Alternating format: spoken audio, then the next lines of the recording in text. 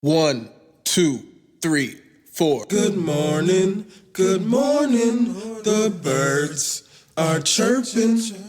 What up, y'all? Welcome back. Babylon 5 podcast, episode 3.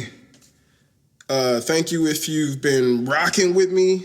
First 2 episodes, had our technical difficulties, if you will, but that's in the past, ladies and gentlemen. It's in the past. I had the answer to my problems here the whole time. I just wasn't thinking. I already had a Yeti.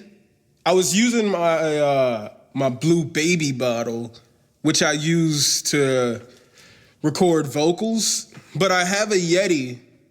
Like I already had it, and I forgot that it was a USB plug-in and not an XLR. So I was using the XLR and I was having issues. I'm not gonna have any issues with this USB plug-in. So ladies and gentlemen, episode 3 is coming to you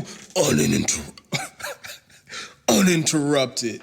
Its only flaws are my highness. So yeah, you can follow the podcast. Let me throw this out at you right now on Twitter at Babylon5Pod. You can email your boy questions, inquiries, whatever the fuck. Babylon5podcast@gmail.com. And follow the podcast, subscribe even, for Babylon5.podbean.com. You could subscribe for $1, $1 a month. Help out the podcast. I'm hoping to give you guys some extra content, maybe set up a Twitch account somewhere down the line. You guys can play some games with me, if you're into that. You guys can follow, you can listen to the podcast via Stitcher, Spotify. Can't seem to please iTunes. Like, I think it says there's a problem with my image. Like, if y'all seeing this, y'all peep the new logo, give it a like, give a comment. My beautiful wife, she made it. It's pretty awesome, That was exactly my idea for that. That was she brought it to life. I didn't know. I wanted it to be cartoony. I didn't say that. Like, I didn't want it to be like my real face, but she did that perfectly because, simpatico. Yeah. So I can't, but for whatever reason, when I try to get the podcast on the Apple, it says like the size of the image is wrong, but I have it in that range that it's looking for. If you know what the issue is, hit me up so we can work this out. But you could listen to the podcast on Stitcher and Spotify now and a few other places. I'll try to remember. But, I want to start out giving you motherfuckers a story, We're going to talk about when my wife gave me tickets. She got me tickets to WWE Live. Now, I'm not like, when I was a kid, I was a diehard wrestling fan, First show I ever went to was the King of the Ring when Stone Cold Steve Austin won the King of the Ring. It was at the fucking Mecca. And it was the first time he ever said, Austin 316 means I just whooped your ass. First time he ever said it right here in Milwaukee, Wisconsin. Let me get that cheap pop. Anywho, first time he ever said that. And that was the first show I ever went to. It's really a real iconic moment in wrestling history. But whatever. When I grew up, you know what I'm saying? It was like the Shawn Michaels, the Stone Cold Steve Austins, Bret the Hitman Hart was there, Undertaker. It was when all these niggas was in their prime. So like, I started watching when I got hooked on it as a kid, you know what I'm saying? And somewhere down the line, maybe around like high school, I found it less interesting, and I probably stopped watching like 5-6 years, and then I came back to it, I would watch it here, I had friends at my previous job who watched it. I would go to my buddy Jacob's house to watch like the Royal Rumble or WrestleMania, just like, and they do like a raffle. You pick numbers. You put in, you put money in, then you pick numbers for the Royal Rumble, and if the competitor that came in at that number wins, you win the pot. It's pretty dope. I like to gamble certain things like that. Like I do fantasy football and shit, and we're gonna talk about that later.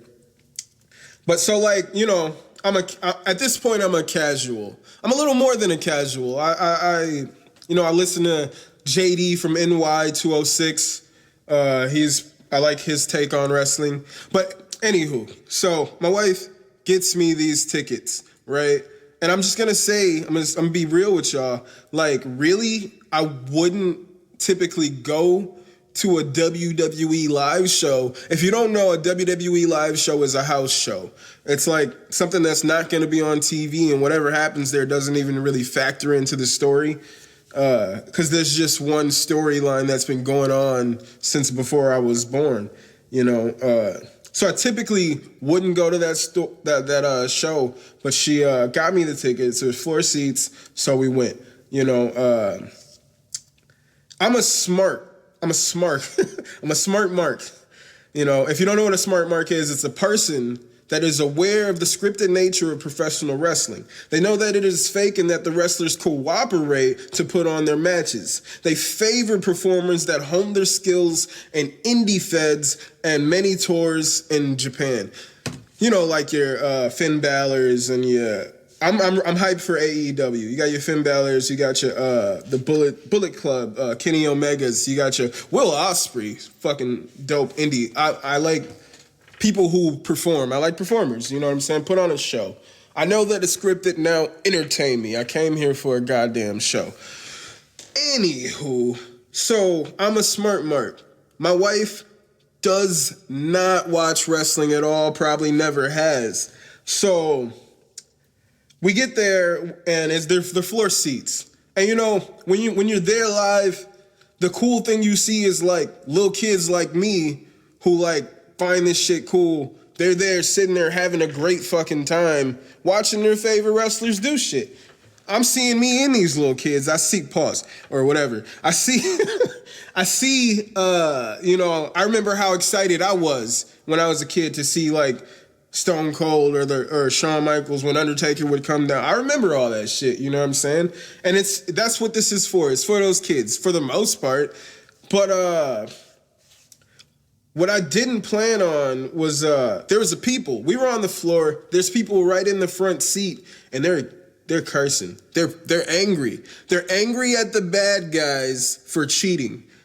And these are not smart marks, ladies and gentlemen. These are people that believe every single thing that's happening in that ring is fucking real. They're cursing, going off. These little parents are like trying to cover the kids' ears. These people are arguing. I think the dude tried to spit on the one dude. It's the most insane shit I've ever seen in my life. And if you've never watched wrestling, one thing you gotta accept if you're a wrestling fan is that most of what you're gonna see is racist as fuck. It's racist as fuck. You know what I'm saying? So like, I think like the Arab dudes came out and first the Hispanic guys came out with the mask, the Lucha House Party. I didn't even really know about this because I don't watch the shows. Like I just mainly listen to like podcasts that talk about it, tell me what happened. So I don't really know about this group, but they're like Lucha, and it's like just super racist shit that's going on. Like, and then the Arabs come out and they're saying this super racist, anti-American shit. I look over at my wife, she's like, yo, this is kind of racist. And I'm like, yo, you have to accept that a long time ago if you're going to watch wrestling. You got to accept that everything about this is about to be the most racist shit you've ever seen. And that's just what it is. And these people, man, I don't know. My wife was taken back by all these people look like they've never left the house. And I'm like, well, that's majority of wrestling fans. I can't even talk to most people. That's why I don't even really like to say that I watch wrestling, because those people are like 80% of the fan base. 80% of the fan base think this shit is real. And I ain't got time for that. I ain't got time to humor that conversation. I don't know. The story wasn't as cool as I thought it was. Anywho, let's talk about UFC 242. All right, UFC 242. Talk about some man shit. Khabib's a fucking monster. All right, Khabib is a fucking monster. Now, leading up to this fight, I was like, yo, Dustin Poirier's style, the way he boxes, his stand-up, he's a black belt in jiu-jitsu. He's not going to be able to hold Dustin down. He's not going to be able to hang with him in the stand-up. I couldn't have been more wrong. Khabib beat the shit out of Dustin Poirier everywhere in that fight. Whatever Khabib wanted to do, it happened. Some wild shit. What did he do? He wrestled him, held him down. There was just nothing. There was nothing Poirier had against him, even in the stand-up. His defense. Before, they were pointing out the flaws in Khabib's defense, how he just like puts that one hand up and leans back with his chin straight up. And that's why Dustin's style was just perfect to knock him out. But in this one, just like what he did against Rafael Dos Anjos, Khabib kept pretty far away distance away from Dustin so that he couldn't get in the boxing range. So that I knew that was going to happen leading into it, but I thought Dustin was just going to blitz and come at him and put that pressure on a Khabib, but he just chose not to. He just let Khabib back him into the fence and then just fucking dominate him. Ground and pound all over on the fence. At one point, I think after the second round, after just being dominated for two rounds, getting manhandled, he goes to his corner. He's like, I can't get this fucking guy off me. And then in the next round, he was submitted via rear naked choke. He just mauls people. His standing, he was hitting Dustin with these uppercuts, came over with the overhands, lighting this man up with these blitzing fucking attacks. Khabib worked on his stand-up in this last year-long vacation that he was given. He's fucking stepped it up all over, man. After seeing that performance against Dustin, I don't know if there's anyone in the UFC that could beat him. I was saying that in a rematch, Conor would definitely win. Like, after watching that match again, I would say that in a rematch, I thought so. But after looking at how amazing, that it's scary how good Khabib is. So in the second round, Dustin got off some shots in the stand-up, but then, Khabib was rolling with those punches. His defense had improved. And I saw that there was some boxer, I don't know who he was, but he was talking about he's been working with Khabib this past year. And I was like, that doesn't mean anything. I was like, he's so confident in himself that he's just going to go do the same shit, but he didn't. He's definitely improved with his defense in the stand-up, and he's just a monster. It's scary. I don't think anybody's going to beat him. I don't think Tony Ferguson has, I don't think anybody has what it takes. I want to say Al Iaquinta, he looked good against Khabib. If anything, he's looked the best anybody ever has against Khabib, but he still doesn't throw combinations. Even against Cerrone when he got his ass beat, he can't handle that jab. He never sees the jab. I've watched a few Al Iaquinta fights.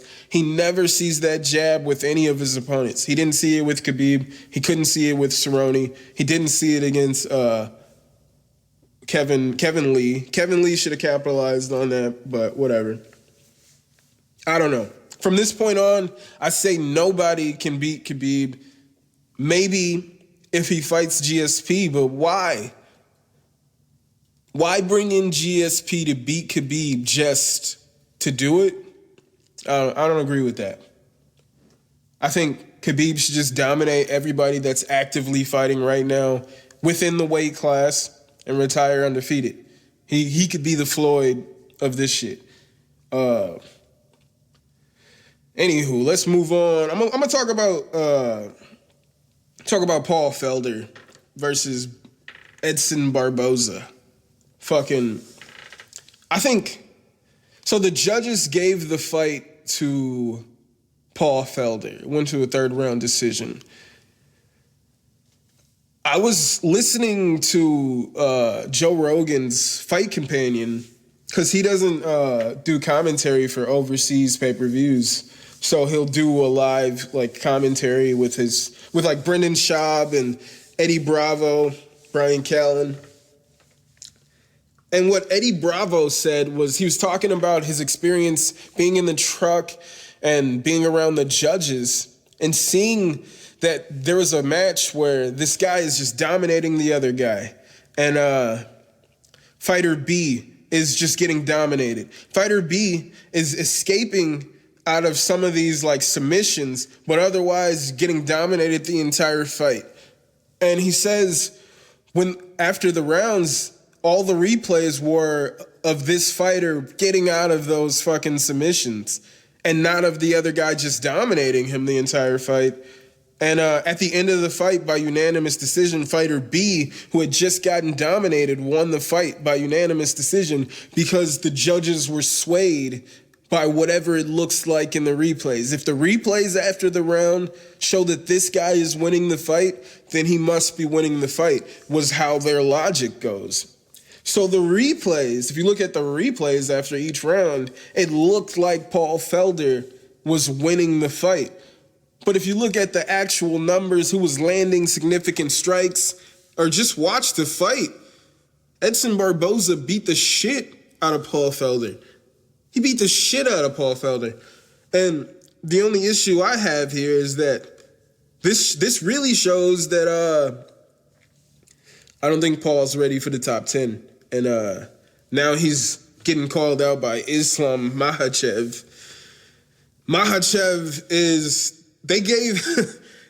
Khabib gave Makhachev the belt because he says he's the second coming of Khabib. So for his post-fight interview, he was sitting with the belt because they believe he's the second coming. And Paul Felder is going to get his ass beat. All I'm saying is that fight shows me he's not ready for this competition, but the fix was in. The fix was in. One thing a lot of people don't like to talk about, or don't talk about, was that when Conor and Floyd Mayweather fought, Floyd didn't throw a punch until maybe the 6th round, but Floyd somehow on the judges' scorecards were winning all those rounds. Floyd was just absorbing punch after punch from Conor McGregor. Conor McGregor was outstriking him, just landing shots. He stunned him. He stunned him one time, But on the judges' card, somehow the fix was in. Floyd was going to win that fight no matter what. Barboza, that's a lesson to you where you got to finish the fight. You can't leave it in the judges' hands, but we'll see. We'll see what happened with Paul Felder if he fucks around and fights Islam Makhachev. I think that's a bad fight for him. He tried to challenge Justin Gaethje, and Gaethje was like, you don't want that to happen to you. Right to his face, you don't want that to happen to you, and that was the end of it. And we see here, Gaethje fought Barboza right before this fight and knocked him out in the first round like a monster. You went to the fucking decision and somehow scraped out a victory by odd means, I would say. You definitely didn't win that fight. Nah. Conor McGregor said he wants a rematch with Khabib in Moscow after looking at that fight. I say no. I say maybe. I don't think anything bad could really happen if Khabib dominates him again for a second time in Moscow. I don't really see anybody beating him. I think Conor should, retire. Retire at this point. Since we're talking UFC, I'm just going to throw off five fights from this year maybe you fools should go check out.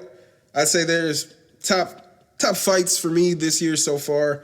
We got Max Holloway versus Dustin Poirier. Fantastic fight. It's on YouTube, free fight.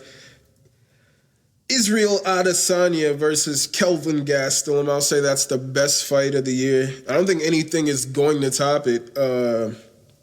Got Felicia Spencer versus Chris Cyborg. Fight of the year candidate. Stipe Miocic versus Daniel Cormier. I saw that live, as you should know if you listen to episode 1. Fantastic fight. Go watch that. And then you got Israel Adesanya versus Anderson Silva. And that fight was special to me because that was, when I watched that fight, I was on acid. And I timed it out where I peaked. I was at my peak right when that fight would start. Israel Adesanya versus Anderson Silva. And it was like a fucking kung fu movie. It's one of the greatest fights I'd ever seen. And when I was watching that, if you've never done acid, what it's like for some people, I don't think it's for everybody, but you get to a point of clarity where you realize you have these epiphanies, 1,000 epiphanies about everything you'd ever worried about. And I'm in that mode of clarity watching this fight with Anderson Silva and Israel Adesanya, and I was like, yo, I gotta train.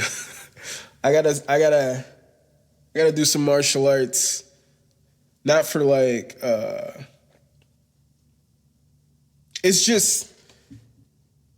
was very inspiring to see that level of commitment.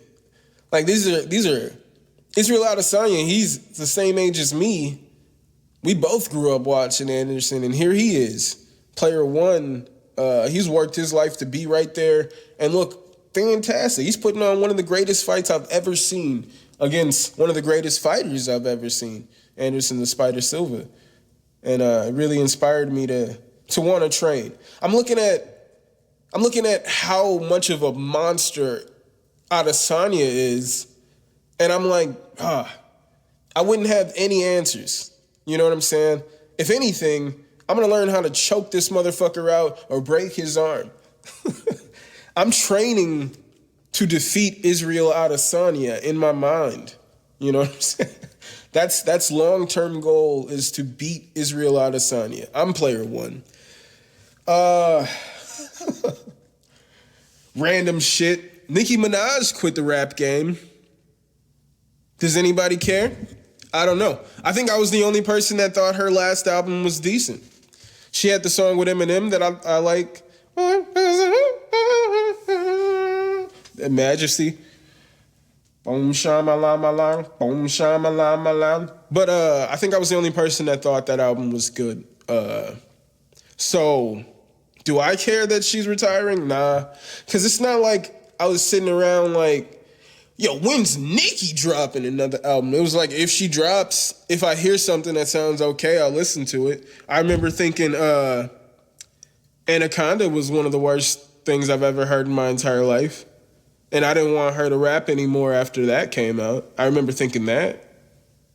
But I've never been like, I mean, there was a time when niggas thought Nicki was like the Monster verse, where Nicki was the truth. But now, like, she went pop and had to come back.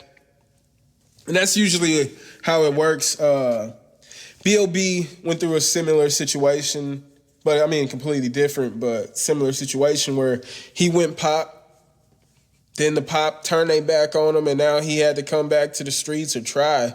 But at this point, you've been popped for so long, we looking at you like a fucking Uncle Tom, the stereotype. Not like the EP by Jermaine Event, go check it out, Uncle Tom's EP. Like the stereotype. And so you can't really come back because we don't trust you. You're a house nigga at that point. Even though Uncle Tom wasn't no house nigga. Y'all just don't know. So Nicki's gone. I think that's the best thing for her. I think if Nicki leaves for like 5-10 years, we'll start to think of her as she's not deep as Lauryn Hill, but somebody who like even a Missy Elliott, where you ain't got to be that deep, but we're going to be like, yo, in 10 years, if she's gone, we're going to be like, yo, she was ahead of her time, I feel like. So I think this is the best thing for her to just be gone for like 5-10 years and let the people miss her. I think that's the key to this right now, is let the people miss you. I'd be down with that. So I'm cool. Some crazy shit I saw in the news yesterday. A$AP Rocky's lawyer in Sweden was gunned down. He was shot in his chest and his head, which pretty blatantly looks like retaliation for defending A$AP Rocky. I don't know if you guys know this, but A$AP Rocky's lawyer. Let me try to look that bad boy up. A$AP Rocky, yeah. Swedish lawyer. All right, so he survived so he is alive. When I saw it, they weren't sure if he survived or not. He was able to call the police for himself, but I mean, anything could happen. Mr. Leisha, he's stable. He's in stable condition. One suspect has been arrested. Yeah. They gunned him down. Gunned him down in his neighborhood. So, like, it wasn't like a random happening. They came into his house, shot him in his chest, shot him in his head. They tried to kill this nigga.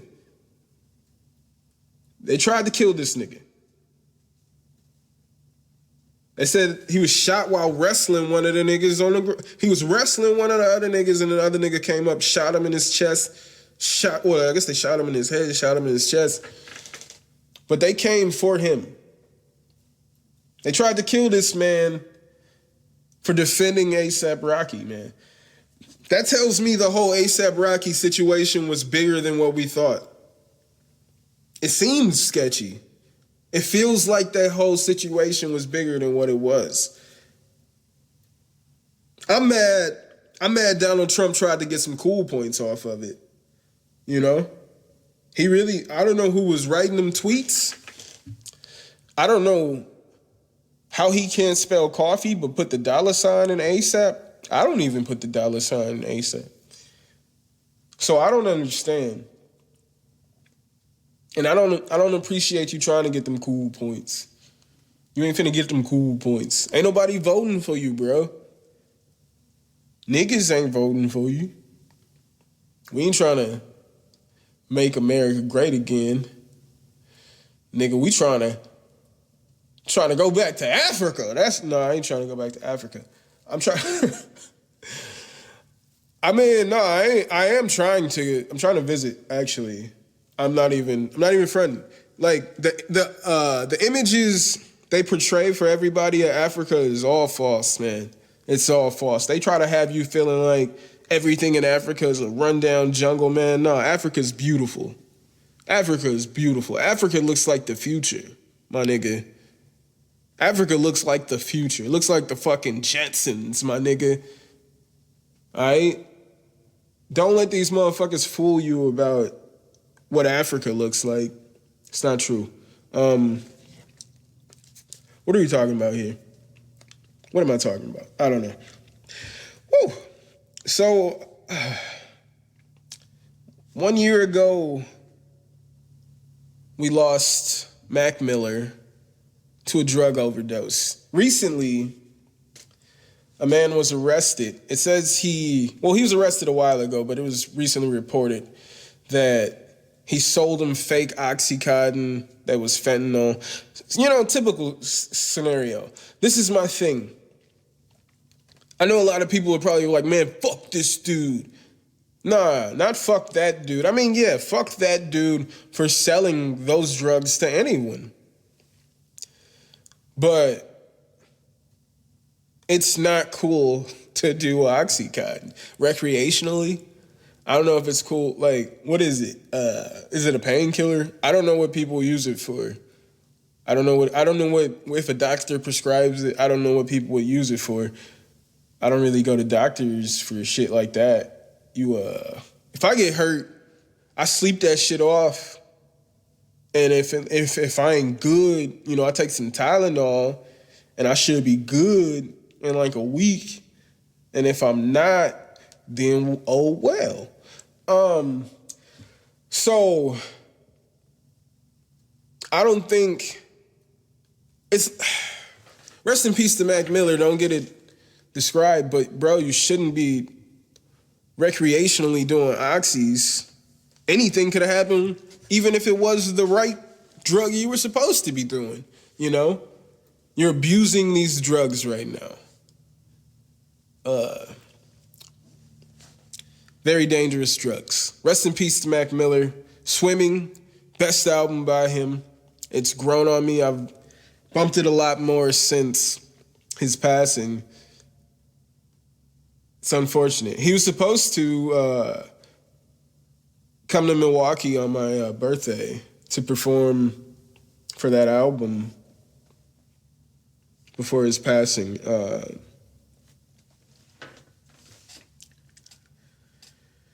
It's just a shame, you know. I'd say, as far as his career, he had definitely matured. You know, I can't say like, oh, he shouldn't be abusing drugs. I know, like, maybe some people feel like it's a part of the process. I used to feel like I needed to drink and go out and have these experiences, like whatever, good or bad. You know what I'm saying? I needed to go and party and have these experiences, have these highs, have these lows, so that I could come back here and talk about it in my music.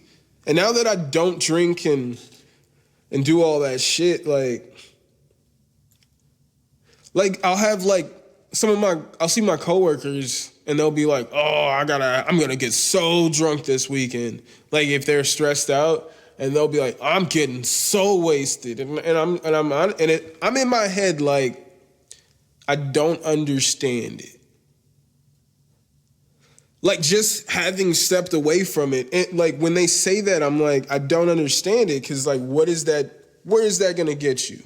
I don't understand how you even see that as helping you. I guess it's been advertised as, in our entire lives, we watch like those teen movies. Whenever somebody wants to unwind, they drink, they go to parties. We were conditioned in like, this is what you do. You know what I'm saying? We were conditioned to think like that's what you do. You're conditioned to say, bless you when somebody sneezes, which I try not to because I'm weird. Or if I do like gesundheit. You're conditioned to think that, I don't know. I don't understand why people think this is helping you, you know?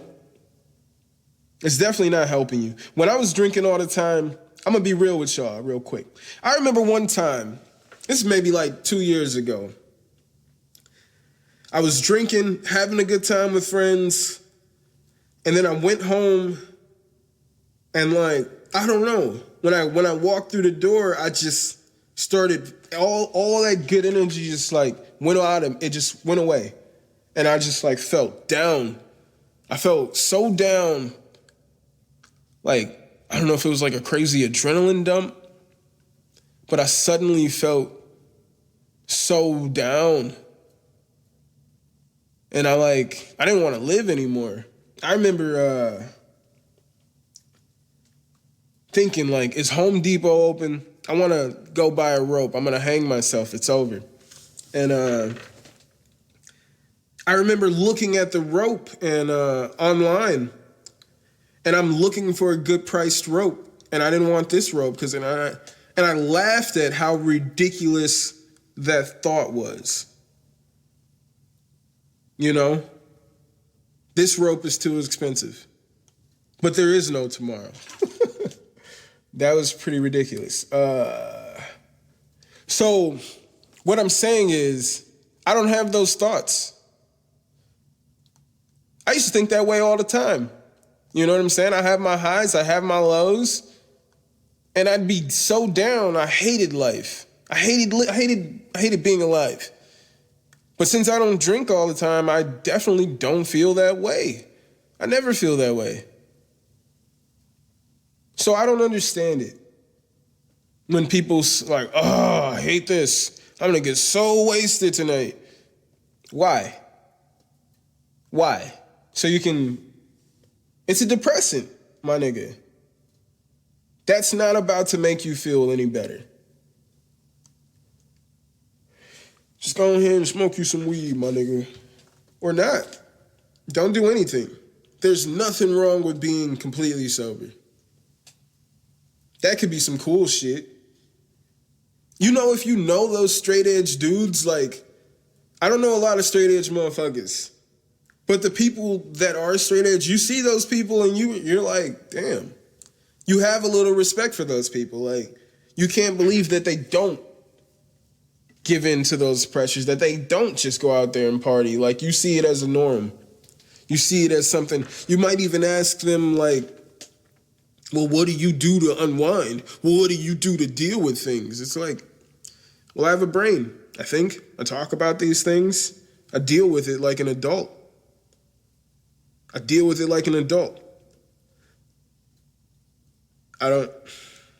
Anywho. Should I let it breathe a little bit? Got real dark there. Real dark. Should we talk about my fantasy football team? Should we talk about my fantasy football team? I wanted to talk about Antonio Brown, which I will, because it ties into my fantasy football team. So, like, yesterday, when I was thinking yesterday, I was like, what am I gonna do? I think it was yesterday. It was either yesterday or the day before, because I was like, if I talk about Antonio Brown, by the time I drop this episode on Monday, I record on Sunday. By the time I drop this episode on Monday, he might not even be in the NFL. He was still on the Raiders at the time. And he might not be in the National Football League is what I was thinking. And luckily, yesterday, I'm pretty sure it was yesterday, he gets released by the Oakland Raiders. People are saying, like, oh, he's probably not going to play in the NFL like I was thinking. But then about 2 hours later, boom. Like you should expect, the smartest team in the NFL with their 40-year-old quarterback, the New England Patriots, sign Antonio Brown. Now, why is that good for me? Do I have Antonio Brown? But no, ladies and gentlemen, if you were listening last week, I got Tom Brady on my bench. I got Julian Edelman. His projected points shot up. With a threat like Antonio Brown on the other side of the field, and you got Edelman right here, Tom Brady's go-to guy, and you got Josh Gordon. I got Tom Brady on my bench. I'm not starting him this week because I don't know. I'm not even sure if Antonio Brown is going to play this week. If he was playing, and I knew he was going to have Antonio Brown, Josh Gordon, and Julian Edelman out there with his running back crew out there, who also, like, they catch passes. They're pretty fucking dope. I would start him right now, but I'm not sure. I'll give it 1 week. I got Deshaun Watson. All I want to say is, what the fuck is up with wide receivers? You know what I'm saying? Like, when I was a kid, Terrell Owens was my favorite player. You know, I loved Terrell Owens, but all of us, but it was like, bro, he couldn't shut the fuck up. He couldn't stop fucking up his own money, bruh. You're fucking it up. You got to know when to shut the fuck up. I didn't always know when to shut the fuck up. I felt like I shouldn't have said that whole suicide thing earlier, but I did, and we're here. We're here now. He just got to know when to shut the fuck up. And that just wasn't T.O. And now it was like, I don't know. I mean, I stopped caring about football last year, so like I stopped watching a lot of like Undisputed and things like that. So I don't know if he's in the Hall of Fame, but I knew that was like a big topic. Like, he should have been a first ballot Hall of Famer. And it's all these things where like, is he gonna finally? Or I think last year he got accepted to the Hall of Fame, and then he like chose not to go to the ceremony type shit. And it was all because he was a big talker. You got like, what was it? Ocho Cinco was the same way. Just wild ass dudes. Then you had like, what? I'm even going to throw Greg Jennings in there. Greg Jennings had that little moment right there, man. I don't know what it is with those top receiver guys. They just lose their mind. They just lose their mind. And with Brandon Marshall, I say it was the same way with Brandon Marshall. And you know what happened, though? Do you know what happened? After they started talking all that shit, the numbers started to decline. Except for T.O. T.O. was a superstar. He's probably the greatest receiver of all time. And I'd say he is the greatest because Jerry Rice, you can look it up. He says that he would put stickum on his hands before niggas knew about how illegal that shit was. Well, before niggas knew, like, he didn't get caught. But he's been on camera, on record, saying he would put stickum. So man, you're not that great. You're not Terrell Owens, who did it the real way. You know what I'm saying? I just don't know what it is with these receivers. They get real loud and boastful. They start doing wild shit like this, getting cut, getting traded all over because they're a problem for the team, and then their numbers decline. You know what I'm saying? Des Bryant, loud guys. He tore his ACL last year, right? But he's a big talker. Ever since he got that ego, really, and was out here, got his money, his numbers declined. And I think that's what's going to happen here with Antonio Brown. I could be wrong, but I think his numbers are going to take a huge decline, especially in that offense. It's a West Coast offense. Short pass, little pitches here and there, screenplays. There's no. He's not really a throw the ball down the field like Hail Mary kind of guy. That's not what the Patriots do. They're West Coast offense kind of guys. So I think his numbers are definitely going to decline, and that's just a trend with these boastful ass receivers. I don't understand it. I just don't understand it. I want to say if any other position did that, but we've seen what happened with Kaepernick. Shit, Tebow just kneeled himself. Oh, damn. They both kneeled and they both got crucified for it. You know what I'm saying?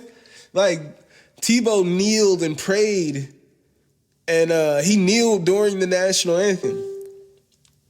What the fuck was that? Tim Tebow would kneel during the national anthem for a protest about, I think it was like war or some shit.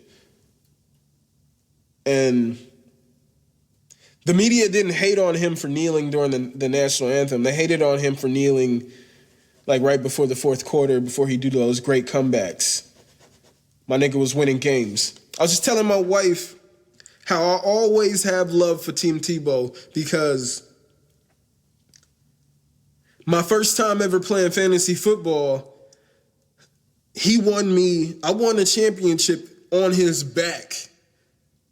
I remember it was Cam Newton's rookie year, and I had Cam Newton and Tim Tebow. And 1 week in the playoffs to get to the championship, I started Tim Tebow over Cam Newton. And at the end of the day, I won that game by 1 point. And Tim Tebow outscored Cam Newton by 2 points. And I'll always respect Tim Tebow because of it. So y'all can hate on the man all you want. But my point was, if a player in another position like quarterback was as outspoken and caused as much problems as Antonio Brown, like would they be as like, would the reports be like, oh, they're not going to go to another team? I don't know. Can Rodgers say whatever the fuck he wants?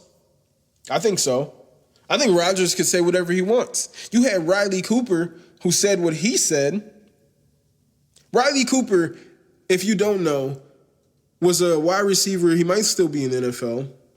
Played for the Philadelphia Eagles with Michael Vick as his quarterback at the time. And then a video comes out where he's at this country music festival. And he's like, I'll jump this fence and fight all those niggers over there. Gave him a contract extension. Antonio Brown said, I don't like my helmet. They fined him. Took away his guaranteed $30 million. Well, he also tried to fight the GM after getting fined, but chicken or the egg? Chicken or the goddamn egg? You guys want to know what I'm going with this week for my starting lineup in fantasy football? I'm all over the place. My team, the Scranton Stranglers. I'm running with Deshaun Watson, David Johnson, Joe Mixon, Julian Edelman, D. Moore. What's this nigga's name? DJ Moore. I told you niggas I don't watch football like that anymore. Then we're going with Jared Cook. In my flex, I'm going with Larry Fitzgerald. I have this guy, Hillard, who's going to be the backup running back for Cleveland. He's on my bench. He's projected to outscore Larry Fitz, but I don't know. I got a feeling with Kyler Murray over there, Larry Fitz is going to be Mr. Reliable early.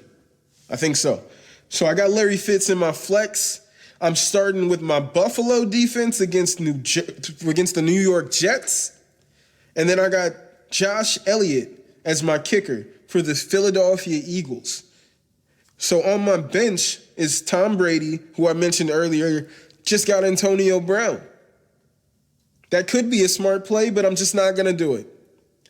Then I got the LA Rams defense against Carolina Panthers sitting on my bench.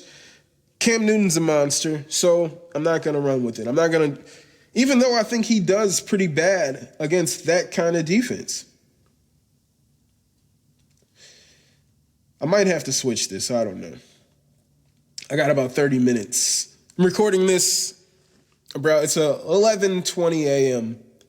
on Sunday right now.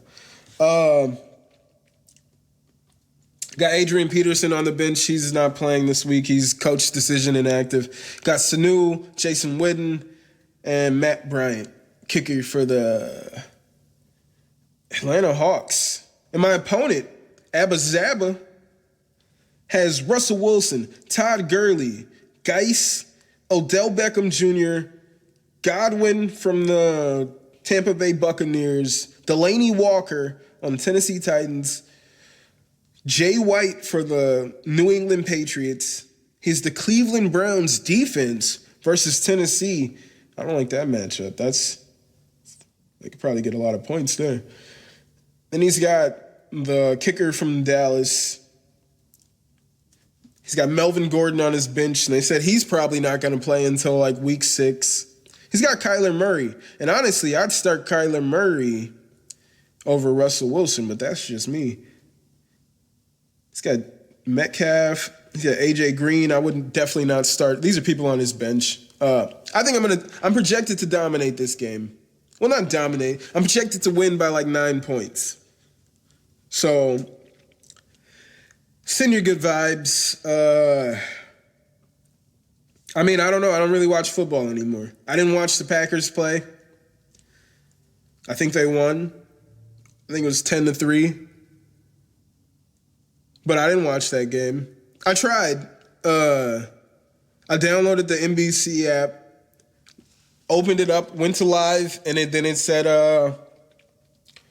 it was an error. It said, please try again later. I waited like 30 minutes, came back, tried it again, same error, and I went to bed. Because I'm an old man. I'm not even joking. Shit. I'm sometimes in bed before, like, I'll wake up, like, sleepy as hell. My wife's, like, doing, like, reading. My wife's reading next to me, and I'm like, what time is it? She's like, 9:30. She's like, damn, when the fuck did I fall asleep? Like 7 o'clock? I'm old. Looking like a grown man, feeling like I'm about 30. Alshon Jeffrey's playing. That's pretty whack. If I don't have the player, I love seeing inactive. Fuck all edicts. Where we at? I've been babbling. For some minutes. What are we talking about? R. Kelly. In other news, R. Kelly is going to GP, general population. I forgot that nigga was locked up. And then I seen R. Kelly is moved to GP. I was like, oh shit, that nigga's still locked up. From what I'm hearing, I've heard from people I've seen online. I follow a lot of channels where niggas talk about their experiences in prison and shit like that. And a lot of people are saying he's well connected with the black gangs who run those prisons, who run the Chicago jail. Like it's full of stones, black stones.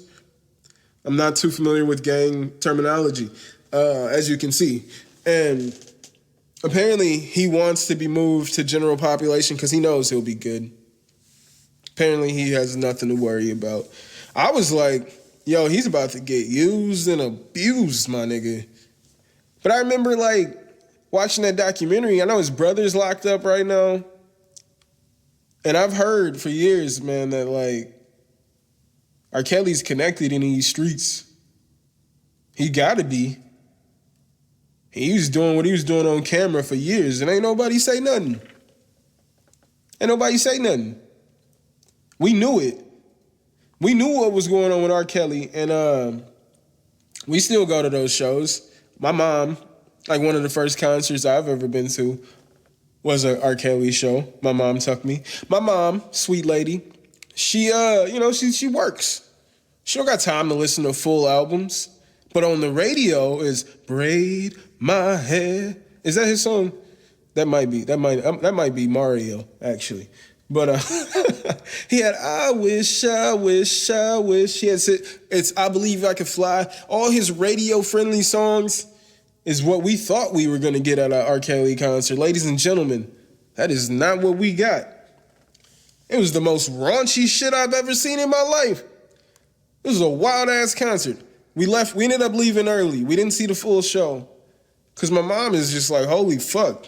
What did I bring my kids to? It wasn't just R. Kelly. It was, they used to put Jam for Peace. So it was multiple artists, but he was the headliner.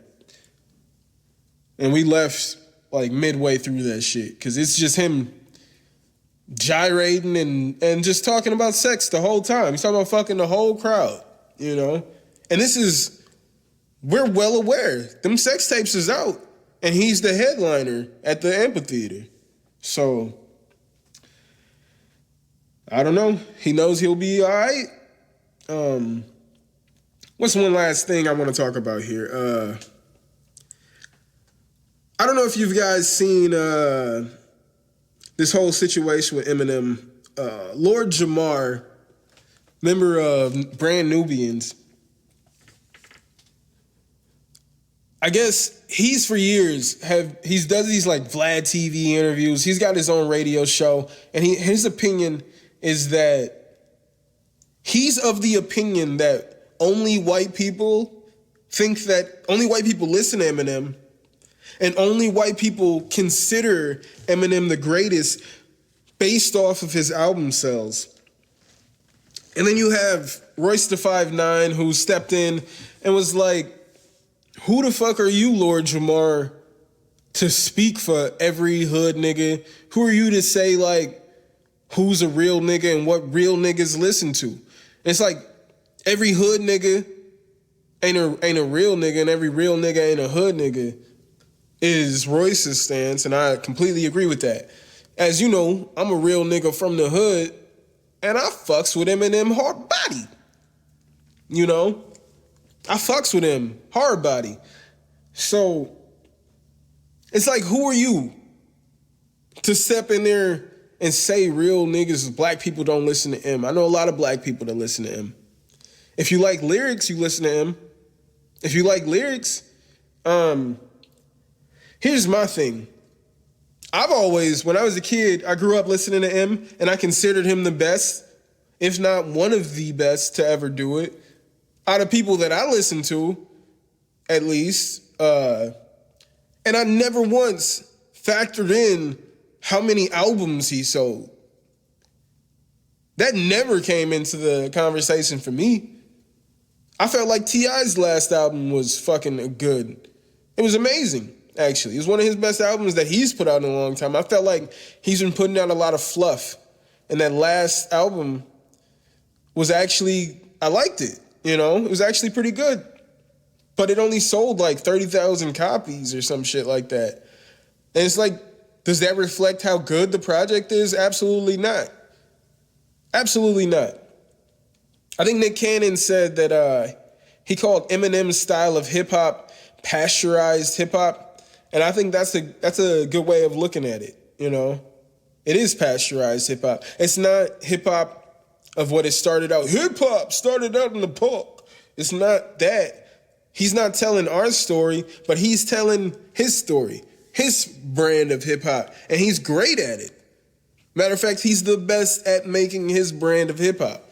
So I agree with that, but I think Lord Jamar needs to come off of it. But even if he doesn't, I think Eminem, because Eminem tweeted, like, people think they want these problems until they get it. But I think M should just ignore that dude. Because the only time people ever talk about that dude is when he's talking about M. So just let him keep hating. Let him keep hating.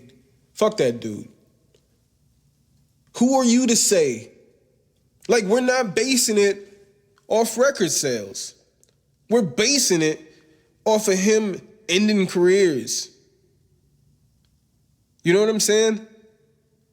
We're basing it off everybody for a long time being worried if he was going to mention your name in a song. You know what I'm saying? They're terrified. Don't get a diss from Eminem. Niggas trying to say, I seen like maybe a couple weeks ago, or maybe last week actually. It was like the anniversary of when like Machine Gun Kelly and Eminem had their beef. And I remember seeing niggas talking about how Machine Gun Kelly bodied Eminem. Are you kidding me? Are you kidding me? Like, bars. M killed this man, right? Machine Gun Kelly comes back and says, I'm not gonna respond because he said this about me and that's not true, so he doesn't even know who I am. But it's like, all right, so you just proved this point. He doesn't even know who you are, bro. That means he won that. He doesn't even know who you are. But you think you're hot shit, and you don't even realize what you just said. He doesn't know who you are. And I think that's all I need to babble about today. I was going to babble about some other things. I thought I was going to be a lot funnier than I ended up being. Touched on some pretty dark topics here, I guess. I didn't intend on it. That wasn't written in the notes. If you want to follow me Twitter, you go to @Babylon5pod. Email your boy about whatever at Babylon5podcast@gmail.com. You can go ahead and subscribe to the channel, follow the channel at Babylon5.podbean.com. Podbean.com. I'll say that